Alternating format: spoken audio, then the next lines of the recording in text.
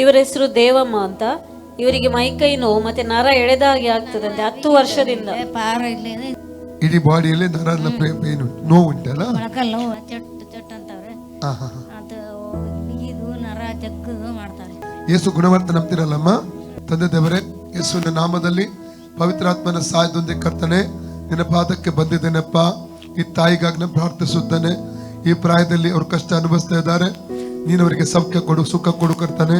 ತಲೆಯಿಂದ ಪಾದದವರೆಗೆ ಅವರ ನರಗಳ ಮೇಲೆ ದೈವಿಕವಾದ ಸೌಖ್ಯ ರಿಲೀಸ್ ಮಾಡ್ತಾ ಇದ್ದೇನೆ.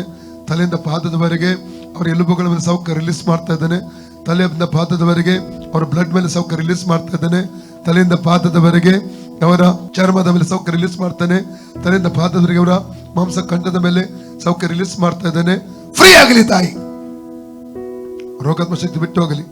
ಎಲ್ಲ ಭುಜಗಳ ಸಿಡಿತ, ಬೆನ್ನಿನ ಸಿಡಿತ, ಸೊಂಟದ ಸಿಡಿತ, ಕೈ ಕಾಲುಗಳ ಸಿಡಿತ, ನರಗಳ ಸಿಡಿತ ಎಲ್ಲ ಬಿಟ್ಟು ಹೋಗಲಿ, ಫ್ರೀ ಆಗಲಿ.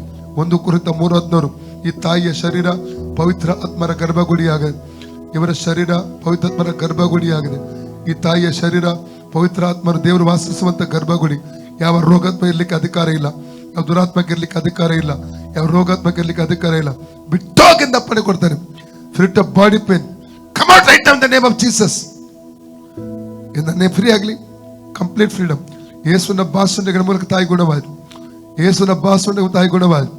ಯೇಸುವಿನ ಭಾಷಣ ತಾಯಿ ಗುಣವಾಯಿತು. ಯೇಸುವಿನ ಭಾಷಣಗಳ ಮೂಲಕ ತಾಯಿ ಗುಣವಾಯಿತು. ಯೇಸುವಿನ ಭಾಷಣ ತಾಯಿ ಗುಣವಾಯಿತು. ಯೇಸು ಕ್ರಿಸ್ತನ ಭಾಷಣಗಳ ಮೂಲಕ ತಾಯಿ ಗುಣವಾಯಿತು. ಯೇಸು ಕ್ರಿಸ್ತನ ಭಾಷಣ ತಾಯಿ ಗುಣವಾಯಿತು. Free in the name of Jesus. ಈಗ ನೋಡಮ್ಮ, ಪರೀಕ್ಷೆ ಮಾಡಿ, ಹೀಗೆಲ್ಲ ಮಾಡಿ ನೋಡಿ, ನೋವುಂಟ ನೋಡಿ.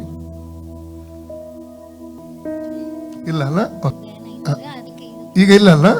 Okay okay. ಯೇಸುವೇ ನಿನಗೆ ಸ್ತೋತ್ರ, ನನಗೆ ಸುಖ ಕೊಟ್ಟದಕ್ಕೆ ಸ್ತೋತ್ರ.